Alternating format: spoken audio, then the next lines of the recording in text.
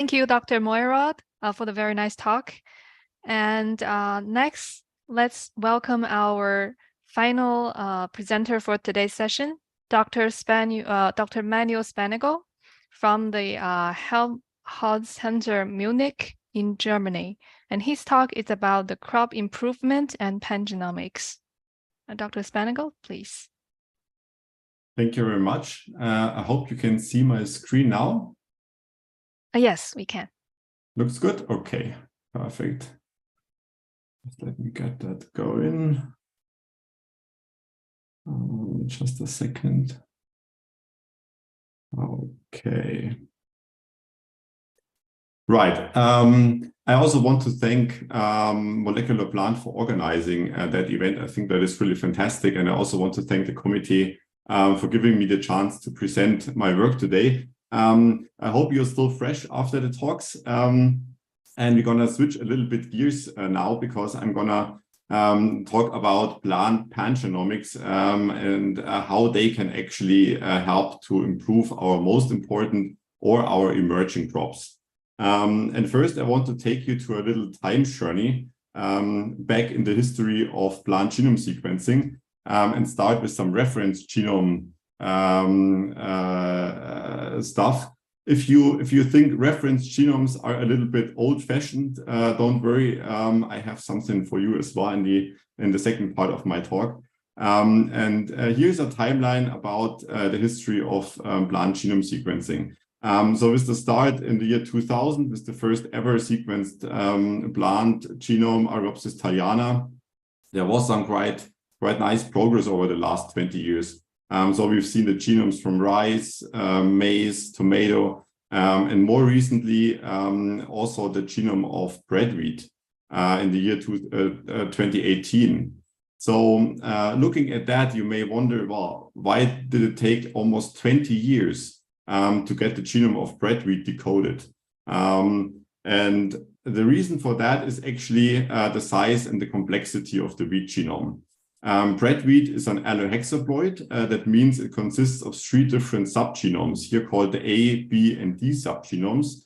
And these subgenomes are full of repetitive elements and transposons, and they are highly similar between each other.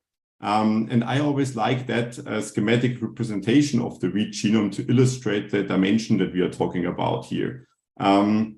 For example, if you're going to compare the human genome to the bread wheat genome, it would only make up these 2.5 chromosomes over here. Aropsis thaliana, only the tiny little piece.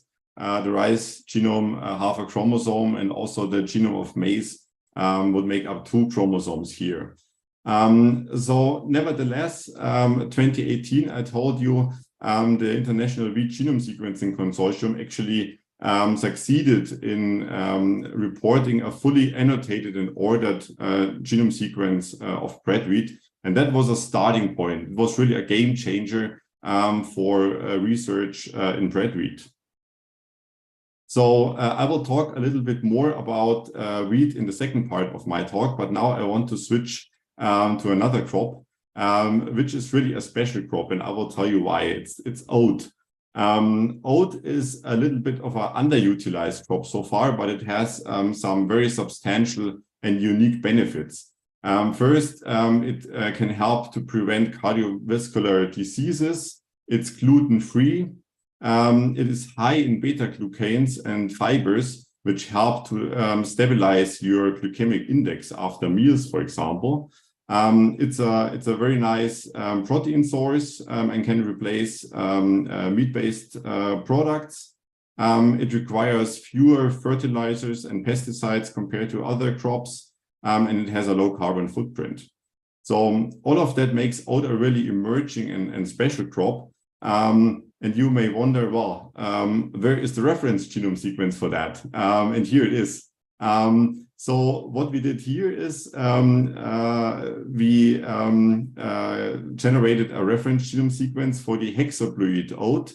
Again, we are talking about an allohexaploid with 3 different subgenomes here, very similar to the situation in wheat, here called A, C, and D. And the ACD is the hexaploid. And in a collaboration headed by the Oats consortium in Sweden and headed by Olof Olsen and Nick Sirjovski, we sequenced the Swedish cultivar Sang, and in collaboration with partners from the US and Canada, we also generated reference sequences for the tetraploid, Avena insularis, over here, and Avena longiclumis, the diploid progenitors here. So, talking about the genome assembly and the annotation, the genome assembly in total summed up to around 11 gigabases. You can see also a quite large genome here. We predicted over 80,000 high confidence genes and evaluated that using conserved ortholog measures called BUSCO. The higher the BUSCO, the better usually. And BUSCOs for the assembly and the annotation over 98% indicate high completeness and accuracy of the genome sequence. So we got that published last year and had the chance to have this really nice oat plant on the cover of Nature, which I think makes a very nice cover. And I want to take the chance now to give you a few insights into the fascinating oat genome. So what you see here is a schematic representation, and all the lines indicate syntenic relationships between the subgenomes of oat.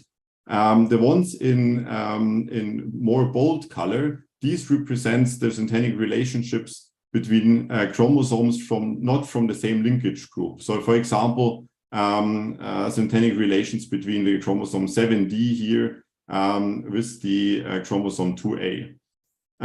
If you compare, so you already see that a lot of things is going on in terms of rearrangements between the subgenomes.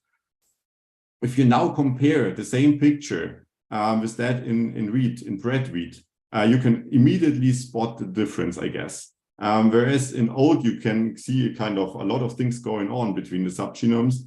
In wheat, there is actually very little going on, almost nothing. And this is also supported by this visualization that was done using Synvisio.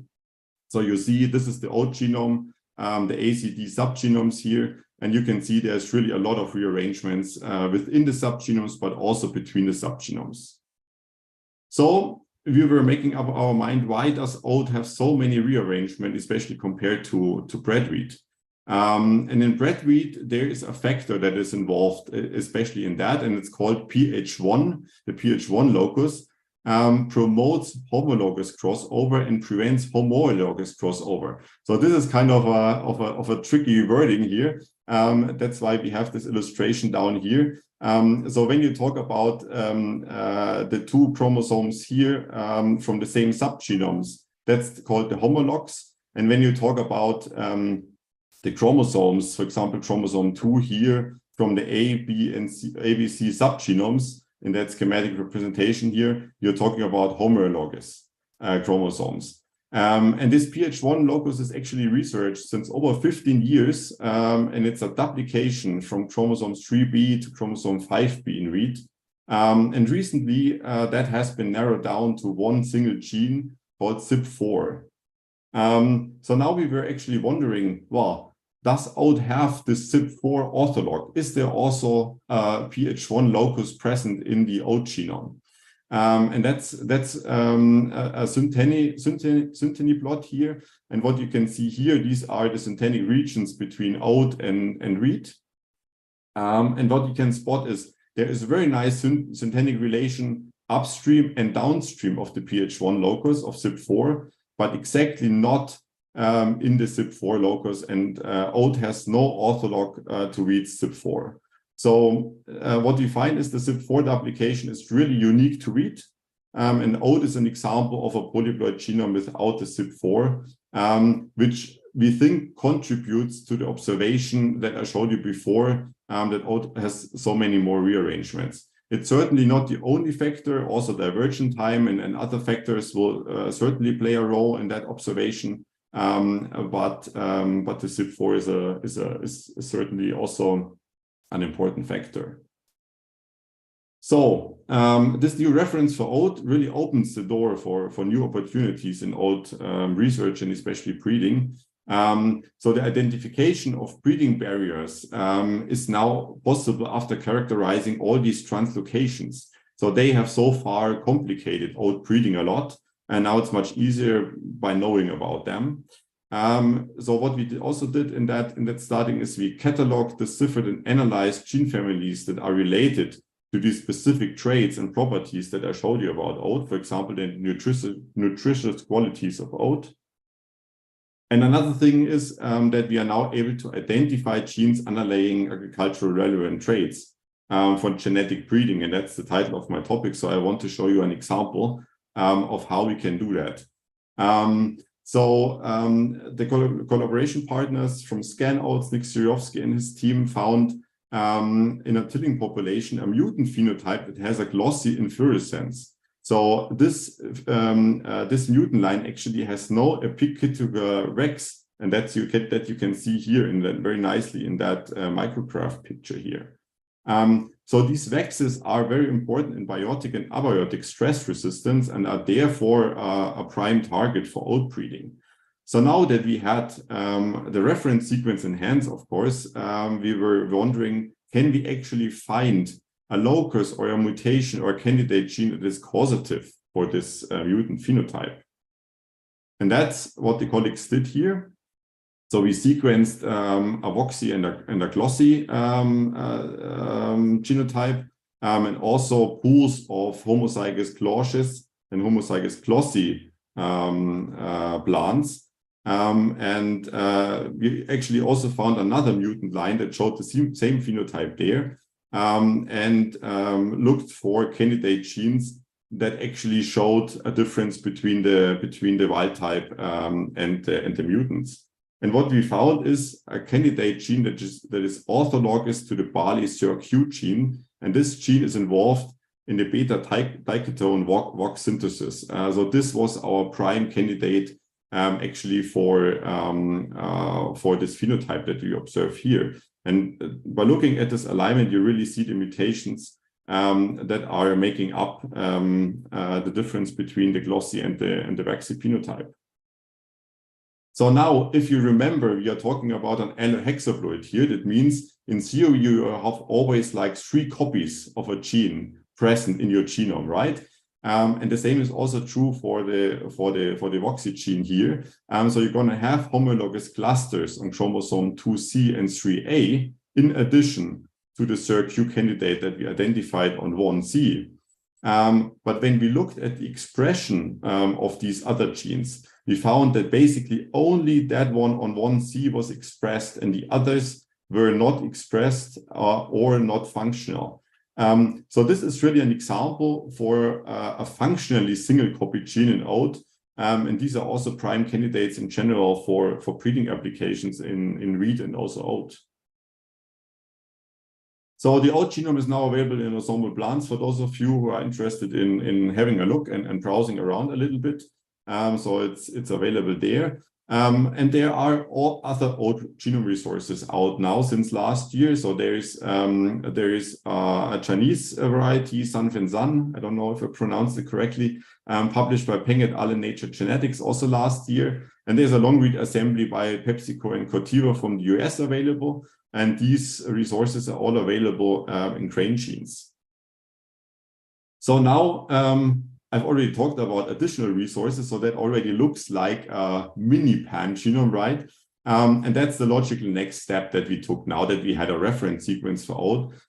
We initiated a pan-genome project, and that's the Pan-Oat Consortium, headed by Martin Mascher and Nick Tinker. And you can see that there's quite a number of people coming together, indicating some good interest in oats, which is very nice.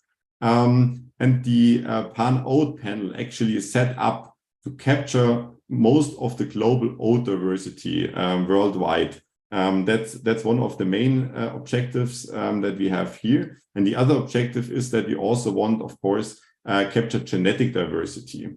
What you see here is a PCA of the global genetic diversity of oats. And you can see that we picked varieties that represent the different main clusters. but also zooming into the spring oat block here, we made sure that we really capture the different varieties and have representatives of these included in the pan oat panel. So one thing that I want to stress here is why is that all possible now? And this is really because of the new technologies that made a dramatic leap forward within the last 5 years, and especially also in the last 2 years, based on the accurate long reads that are provided by hi-fi sequencing from PacBio, which allow us to tackle even the most complex plant and crop genomes now and get assemblies with up to 50 megabases contigs. And the second revolution that we see now to be able to assemble these into full chromosomes is the high-C chromosomal linkage data technology that helps us to scaffold all these long reads and long contigs together. So this is really a game changer now for doing genomics, especially of the complex and large genomes, oat and wheat. So what we delivered now in pan oat is 28 fully annotated genome assemblies. You can see a total number of around 11 gigabases in size, and the mean N50 is quite impressive, with 88 megabases here. In average, we annotate more than 100,000 genes on each of the cultivars that are sequenced now. And now we are in the process of doing full comparative analysis on top of that, on that set.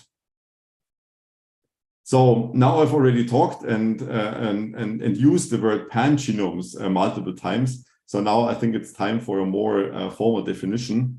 What is actually a pan-genome and what are pan-genomes good for? How can we use them? So pan-genome, well, one single reference genome is a big help, is a big step for each community, but it's not enough. It just represents a single view on a genomic landscape. So additional genomes that come into the play and that are compared with the other existing genomes make up a pan-genome. So there's no certain number, but usually you're going to have a couple of genomes that are coming together to form a pan-genome. And when you then look at the gene inventories of these and compare them and look at the gene inventories, you're going to have a core gene set here, which is shared by all the genomes that you have here. You're going to have a cloud, which is exclusive to one or more of the genomes. And then you have a shell, which is shared by only a few or some of the genomes here.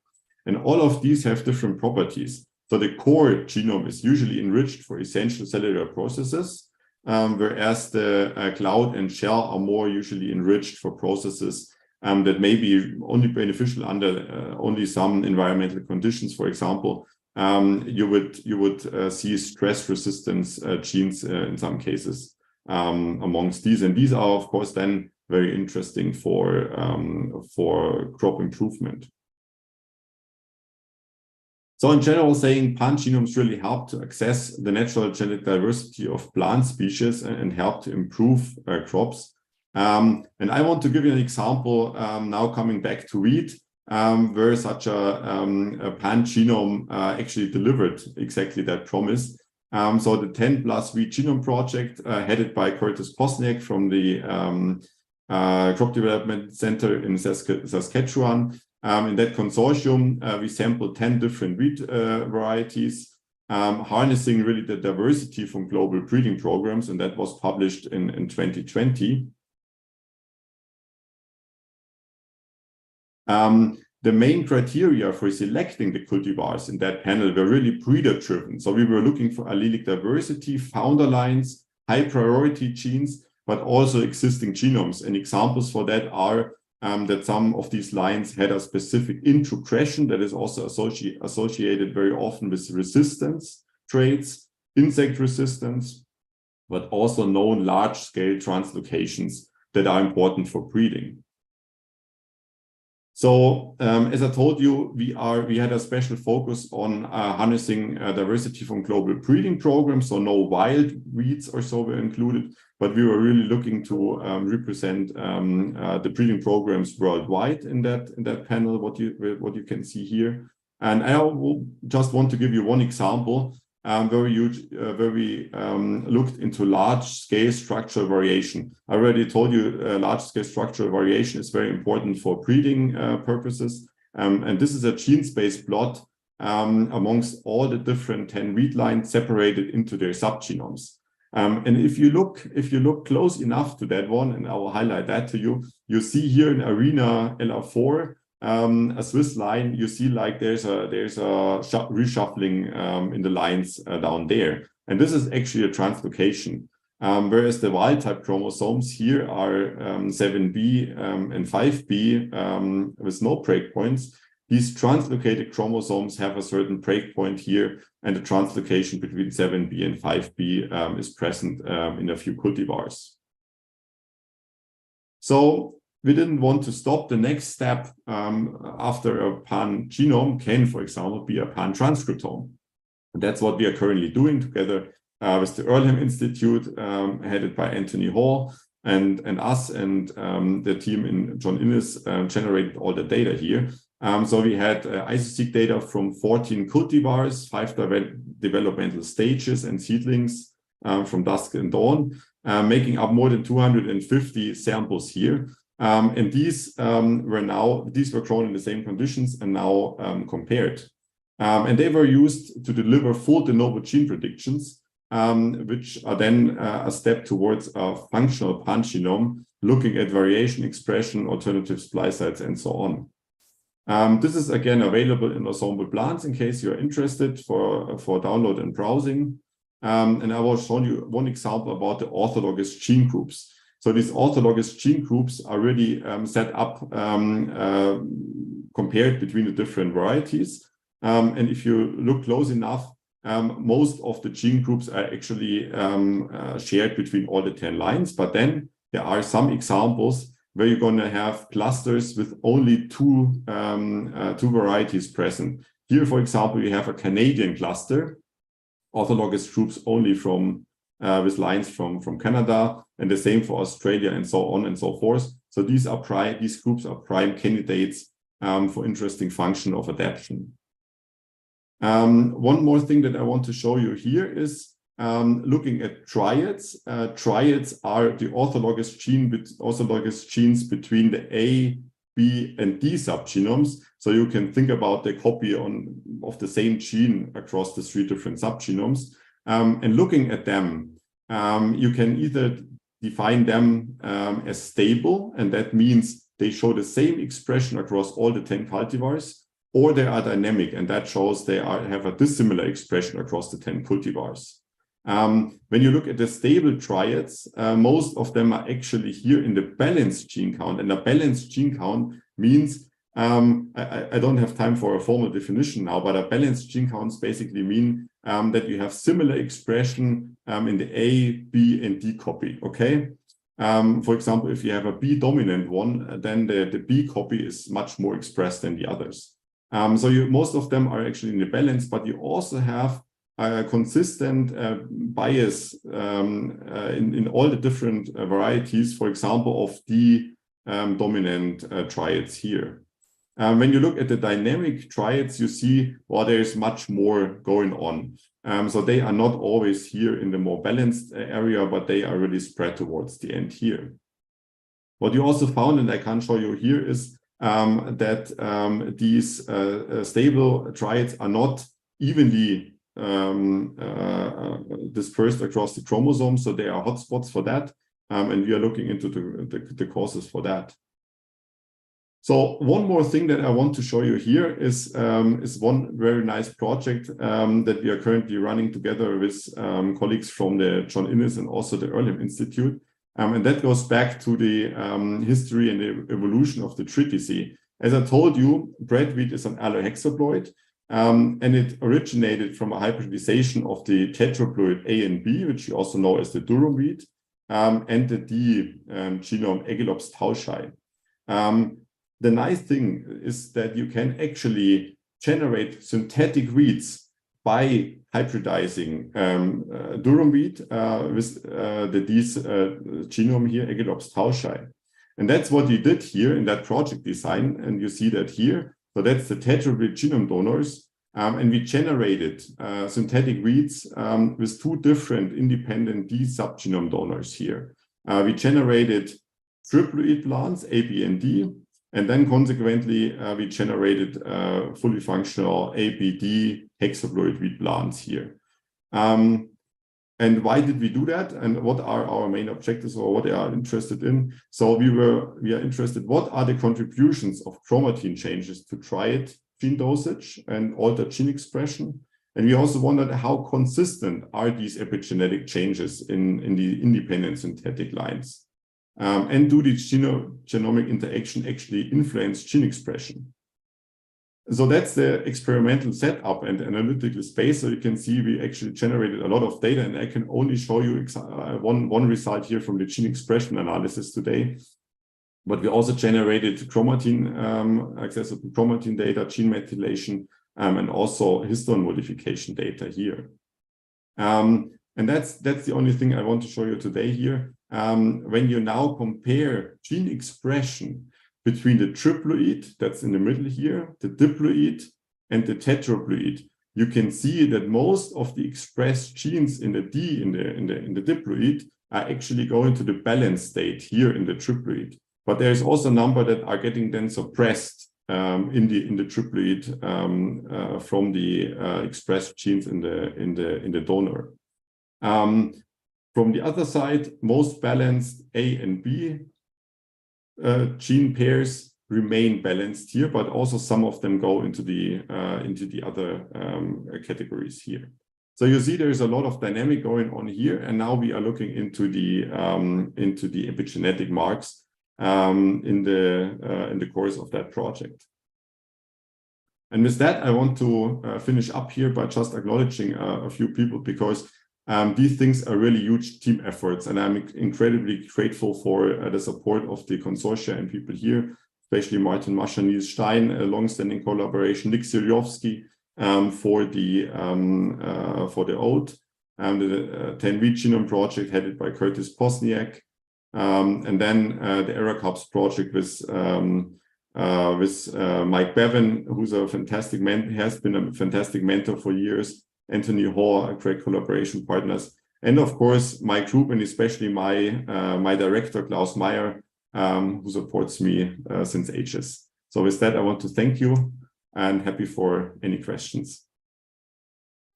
Thank you, Dr. Spannagl. And now it's time for the Q&A session. Any questions from our committee members?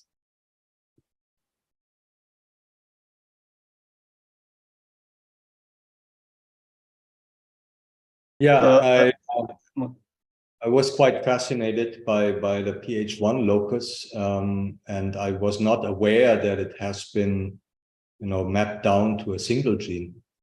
And one thing I was wondering then is, because you kind of like went over this a bit too fast for me, but you said there is a duplication, and so does it mean that it's a gain of function, that by increasing this CYP4B2 dosage, you can actually prevent the homologous pairing? And would that be maybe transferable, for example, into your oat genomes? That's an excellent question, and I'm sorry for being fast on that. I noticed I was a bit fast on that.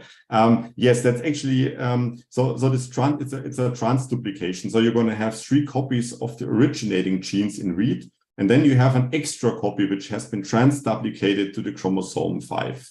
And this transduplication is not present in oat. It's only there in read. And I think one of the theories is that you have kind of a dosage effect there by this additional copy, because it's expressed. But this duplication is then in all the 3 subgenomes, or only in one? No, only in one. Only in one. It's so you have the 3 copies, and these 3 copies are also there in oat. But in read, you're going to have one additional copy, and that's the CYP4 referred to, and that's on chromosome 5. And of course, now it's a very fascinating idea to bring that copy also to a system like the oat genome and see what happens. And actually, that's something what we would love to do, and see actually if it also prevents homologous pairing in a system like oat. Yeah, thank you.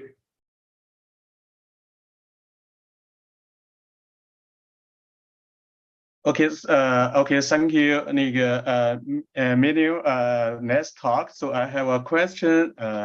So many wheat cultivars have the integration from the wild relatives or from other cereal species. So when you construct and analysis the pan-genome of the wheat, how do you differentiate the integration and structure variations? Yeah, that's a very good question, because these integrations are actually also prime targets for the selection of cultivars to be sequenced, because very often, as I said, they are carrying like genes of high interest, like resistance genes or other important traits. So there's different methods for identifying the introgressions actually in such a panel. One of them is actually what I just showed you in this orthologous plot, where you find suddenly groups of genes that are shared only, for example, by cultivars originated from Australia or for Canada. In many cases, we were able to show that actually behind these clusters of shared genes that are only present in a geographically distinct area, introgressions are the cause for that, because then they are also clustered on chromosomal regions. And then you can really trace them back to an introgression event.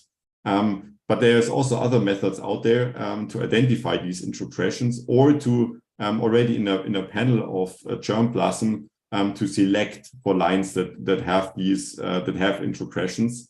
This is a prime target for crop improvement for sure. Okay, thank you.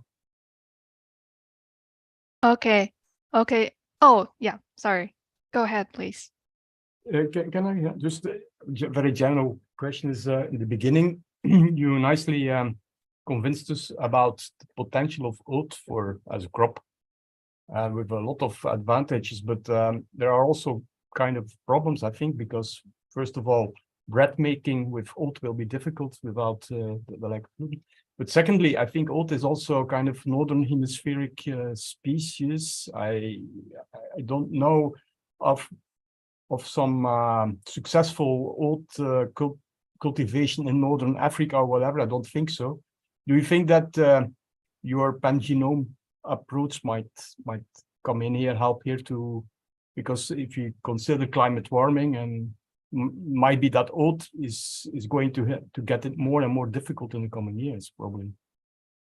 Yes, you're absolutely right, and that's exactly a project currently. My postdoc and first author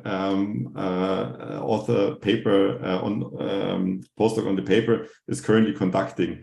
So we are trying to get oat more drought resistant, so that it can also be grown more widely, like in climates of the Mediterranean area, or you say like Northern Africa or so, because it has the potential to get a stable crop actually. So from the benefits and so on, it's a fantastic crop. But you're completely right. So there needs to be research to get oat adapted towards drier and warmer climate conditions. That's definitely something which is very tempting and needs to be done at the moment. And as I said, so there are proposals out now to do exactly that. And the genomic resources that we have, they are really the basis to do that now. Okay, thank you. Okay, any questions from the committee members? Okay, then thank you again, Dr. Spannagl. Thanks. And that also calls the end of day one of our RSPS Award 2023. And we want to thank again all the presenters for their nice talks and all the committee members for their time and participation. And also thank you all to all the audience who has been watching our live stream from all different platforms. And we sincerely hope you have enjoyed the science. And before we leave, just a short reminder that we do have another oral presentation session tomorrow, and another 5 outstanding young scientists will be sharing with us their very interesting research stories. So please come back, and we will see you all tomorrow. Yep. Thank you, Wenjia. Also, thank you, Christine. Thank you, Tom. Yeah, thank you all for joining this meeting. Yeah. Thanks a lot. See you. See you tomorrow. Bye.